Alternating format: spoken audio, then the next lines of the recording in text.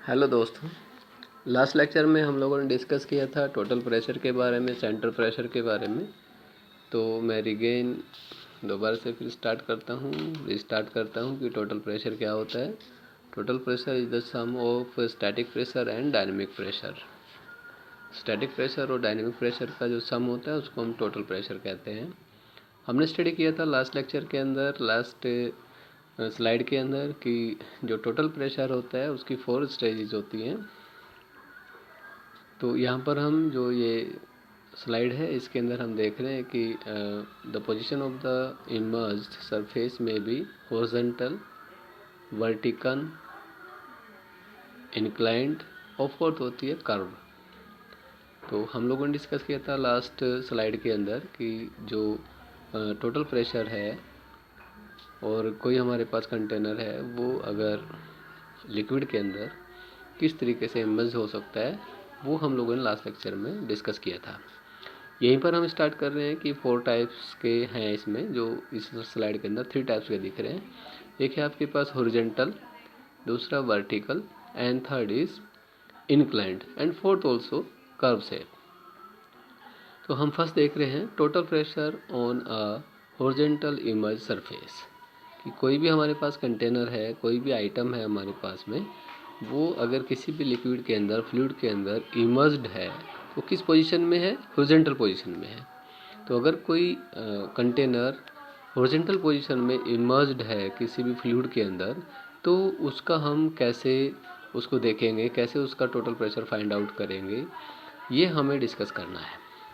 तो आप पिक्चर 1 के अंदर देख रहे होंगे, पिक्चर 1 में दिखाई दे रहा है कि एक हॉरिजॉन्टल सरफेस है जो किसी लिक्विड के अंदर इमर्ज्ड है। तो यहाँ पे दिखाया भी है फिगर 1। फिगर 1 में एक फिगर दिखा रखा है जिसमें जो है एक लिक्विड सरफेस दिखाया है कि लिक्विड है, और जो लिक्विड है वो डॉटेड दिखा रखा है, और जो सरफेस है वो आपको हॉरिजॉन्टली दिखाया हुआ है, जो स्क्वायर शेप में दिख रहा है। तो फिगर 1, जो सरफेस है, सरफेस से जो लिक्विड का सरफेस है वो कितनी हाइट है, उसको आप h कह रहे हैं, जिसको हम हेड भी कह देते हैं। Okay, total head, it is a column of liquid on the container. Okay, some parameters are given in this slide here. W is known as the specific weight of the liquid, and A is the area of the immersed surface. A कौन सा area होगा? जो भी surface, container का surface liquid के अंदर emerged होगा उसका area. Okay, and what is H? H is the depth of the horizontal surface from the liquid level in meter. तो जो लिक्विड का लेवल है, जहाँ तक लिक्विड का लेवल है उस लेवल से, और जो कंटेनर या प्लेन इमर्ज्ड है लिक्विड के अंदर, उसकी height. Okay, that is depth of horizontal surface from the liquid level in meter. It is denoted by H. We know that the total pressure on the surface P, we can denote it by P, and P is equal to weight of the liquid above the immersed surface. Okay, P को ही हमें calculate करना होगा कि how we can calculate the total pressure. Okay, and we know that the P is equal to specific weight of the liquid multiply volume of the liquid. Specific weight is denoted by W. Then P is equal to VW, where W is specific weight of the liquid and V is volume of the liquid. So the calculation total pressure P is equal to WV.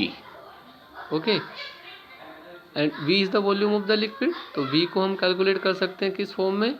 Area multiply height या depth, है ना। तो volume of the liquid, volume is equal to what will be? Area into height. Area mean which area? Area of the image surface, कि जो surface image किया गया है वो कितना है और कितनी हाइट तक डेप्थ है उसका, वो h है। तो अगर हम एरिया और हाइट का मल्टीप्लाई करते हैं तो हमारे पास आ जाता है volume. So P is equal to W A into H. Okay okay, अब हम देख सकते हैं कि P is equal to W A H, kilo newton pressure और force, pressure force. P is equal to K A H. A H क्या है हमारे पास, वॉल्यूम। इसकी दूसरी फॉर्म में भी लिख सकते हैं, W इज इक्वल टू, हम लोगों ने एक स्लाइड के अंदर, लास्ट स्लाइड के अंदर पढ़ा था कि W equal to rho g. What is rho g? Rho is the density and ji is the gravity. तो W is equal to rho जी, तो W की जगह हमने क्या पुट कर दिया है, रो जी, एंड ए एच ऐसे ही रख दिया है। तो हमारे पास फॉर्मूला हो गया, एक तो डब्ल्यू ए एच या फिर rho ji H A, kilo newton. ये हमें याद रखना है फॉर्मूला, जब भी हमें कैलकुलेशन करना है तो इसी फॉर्मूले से हम कैलकुलेशन करेंगे। अभी अदर एग्जांपल लेते हैं। Example of total pressure on a horizontal image surface. अगर कोई सरफेस है वो इमर्ज्ड है किसी लिक्विड के अंदर और हॉरिजॉन्टल फॉर्म में है, जैसे कि हमने अभी कैलकुलेशन देखा था, तो इसके लिए हम प्रॉब्लम्स लेते हैं। प्रॉब्लम्स में क्या लिखा है, एक प्रॉब्लम है हमारे पास, problem number 1। A tank 3 metre into 4 metre contains 1.2 metre depth oil on the specific gravity 0.8. Find number 1 intensity of the pressure at the base of the tank. Number 2 total pressure on the base of the tank. Okay, there are two categories we must find. First we should find what is the given data. The given data is area of the tank, it is denoted by A. Then A is equal to 3 meter into 4 meter, because the area is given 3 into 4, तो 3 into 4 मतलब 12 meter square. Okay, A is equal to 12 meter square, and depth of the oil, which is denoted by H, is equal to 1.2 meter. If we want to find volume of the liquid, then it is equal to A into H. A into H. What is A? A is 12 and H is 1.2. So multiplication of 12 into 1.2, that is equal to 14.4 meter cube, because volume का unit क्या होता है, cube, metre cube. Okay, और question में दिया हुआ है क्या है, specific gravity of oil. Specific gravity कितना दिया हुआ है, 0.8। अच्छा, इसका यूनिट तो होता नहीं है स्पेसिफिक ग्रेविटी का, जो कि हमने क्या पढ़ा था, स्पेसिफिक ग्रेविटी पढ़ा था कि इसका कोई यूनिट नहीं होता है। Okay, specific weight of liquid, specific weight of water और standard fluid. Okay, so therefore specific weight of a oil W is equal to rho G। हमने पढ़ा था कि W is equal to rho G होता है, तो W equal to rho G। rho, what is a rho? Rho is the specific density of a oil। तो specific density oil का क्या हो गया, 0.8, and G कितना हुआ, G स्टैंडर्ड है 9.8। So multiply of 0.8 to 9.8 is equal to 7.84 kilonewton per meter cube. Okay, now finding data. First is intensity of pressure at the base of the tank. Tank के base पर pressure का intensity हमें find करना है कि कितना pressure की intensity है टैंक के बेस के ऊपर। तो हम लोगों ने कैसे इंटेंसिटी फाइंड करते हैं, intensity is equal to rho ji h. Formula हम लोगों ने डिस्कस किया था कि टोटल प्रेशर अगर हमें फाइंड करना है, इंटेंसिटी ऑफ प्रेशर फाइंड करना है, तो the formula of the intensity of the pressure is equal to rho ji H और W H. W is equal to rho जी, तो डब्ल्यू की जगह अगर हम रो जी रखें तो हमारे पास हो जाएगा रो जी एच या W H. Then multiplication of W, W is equal to 7.84 and h is equal to 1.2.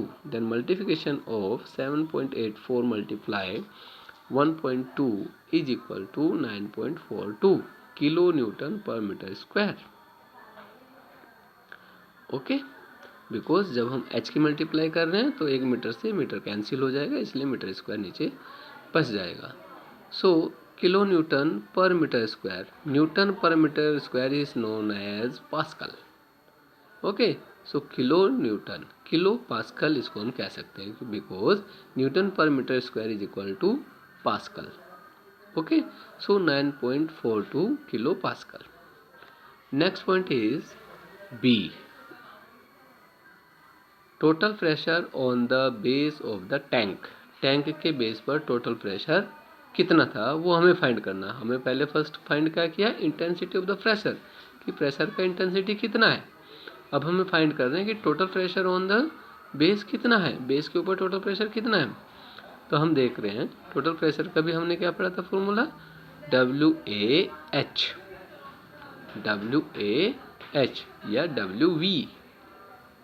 Okay, because total volume आना है, और जो इंटेंसिटी होता है उसमें क्या आता है, ओनली हाइट क्लियर किया जाता है कि हाइट कितना है, बट जो आपका टोटल प्रेशर है उसके अंदर वॉल्यूम काउंट किया जाता है।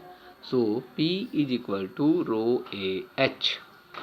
ओके, ये सॉरी डब्ल्यू ए एच या फिर rho ji H A. So put the values of W A and H. So W is equal to 9.42 we have calculated, and A is equal to 12, and okay, A and H, A H multiplication is 14.4. Then calculate the values of 9.42 multiply 12 into 1.4 is equal to find. Okay, so some calculation is wrong here, we can improve it. P is equal to W A H, then W value is 7.84 and A value is 12 and H value is 1.2. Then the total calculation we can calculate. Okay, next problem is 2. Here a figure is given. In the figure 1 shows that a tank full of water fluid. Okay, a given item is this. Here we can see a T-shaped container or T-shaped tank is given in the figure, and the parameter of the figure is given where there are two rectangles. One rectangle is 4 length and 0.4 meter is width, and other rectangle is 3 meter height and 0.4 meter is width. Okay, as we can see in the figure. And the finding what? Finding is total pressure on the bottom of the tank. जो tank है उसके bottom पर total pressure कितना है वो हमें find करना है। नंबर 3 क्या फाइंड करना हमें? Wait of the water in the tank. Tank में वाटर का वेट कितना है ये हमें फाइंड करना है। Number 3 hydrostatic paradox between the results of 1 and 2। when width of the tank is 2 metre. अगर विड्थ हमें दिया हुआ है 2 मीटर तो हमें फाइंड आउट करना होगा कि हाइड्रोडेक्स पैराडॉक्स जो है, हाइड्रोस्टैटिक पैराडॉक्स है, वो कैसे होगा। Okay, then calculation. First we find out the given data. What is the given data? Given data is here depth of the water on the bottom of the tank. Depth given है हमें, वो हमें given है, तो उसको हम देख सकते हैं कितना दिया हुआ है। H1 is equal to 3 plus 0.4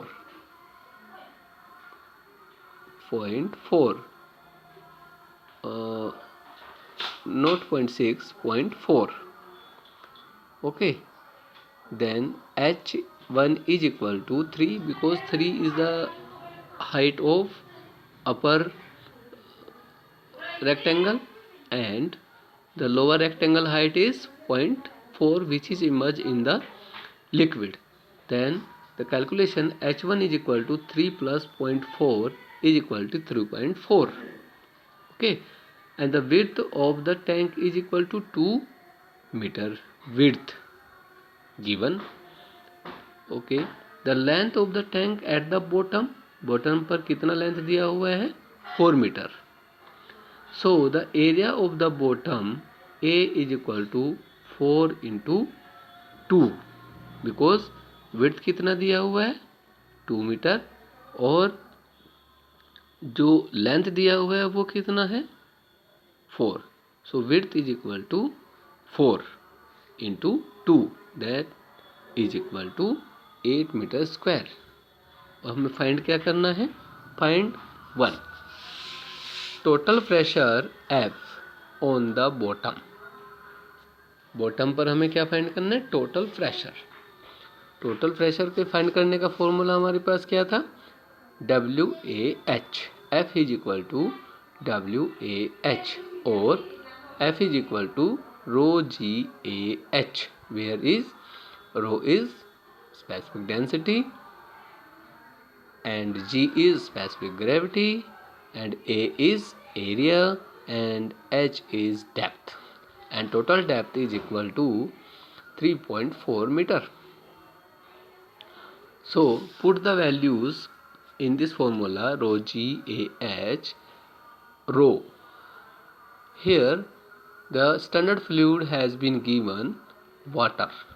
So in the first lecture हम लोगों ने डिस्कस किया था कि जो भी स्टैंडर्ड फ्लूइड होता है, वाटर है हमारा स्टैंडर्ड फ्लूइड, तो स्टैंडर्ड फ्लूइड का जो स्पेसिफिक डेंसिटी है, रो है, वो that is equal to 1000।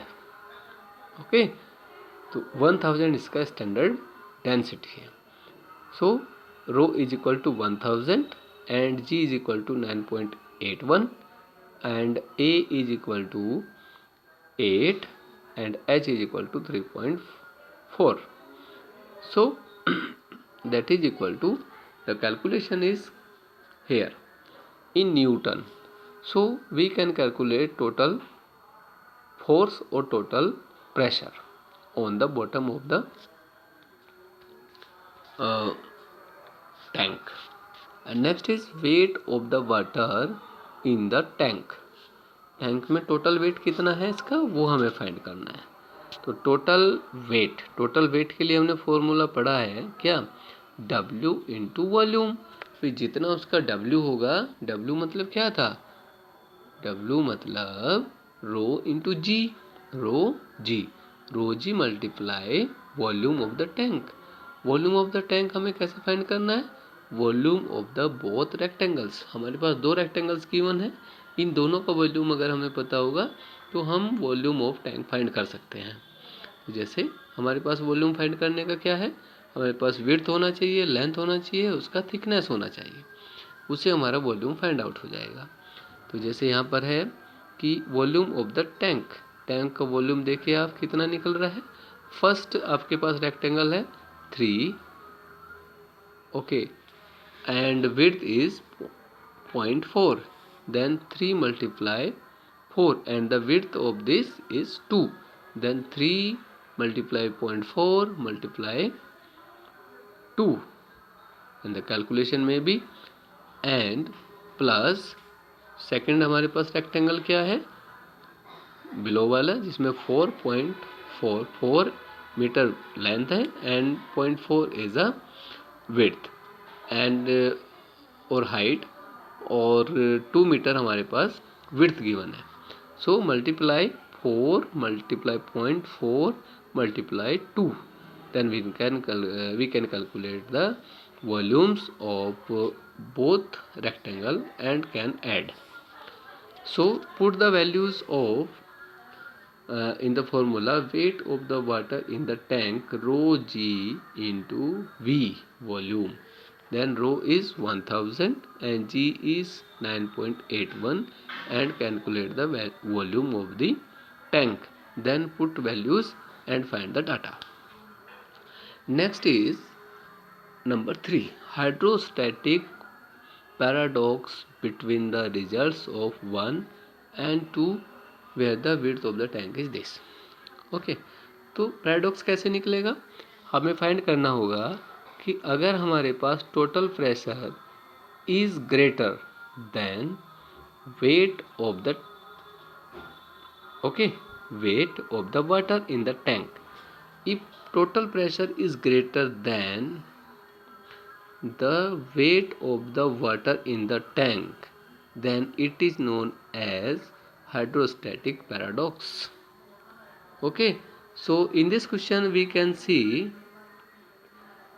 f is value is greater than weight of the tank, weight of the water in the tank, so f is greater w, so this is known as hydrostatic paradox. Next is total pressure on a vertical immersed surface. अगर कोई हमारे पास surface है और वो vertically emerged है किसी भी liquid के अंदर, तो उसकी कैलकुलेशन हमें करनी होती है. जैसे फिगर के अंदर दिखाया गया, consider a plane vertical surface immerse in a liquid as shown in figure 2. इसमें देखिए, इसमें दिखा रखा है एक हमारे पास लिक्विड सरफेस है और उसमें एक कोई हमारे पास वर्टिकली प्लेन है, उसकी हमें कैलकुलेशंस करना है. इसको हम नेक्स्ट लेक्चर के अंदर डिस्कस करेंगे. Thank you very much.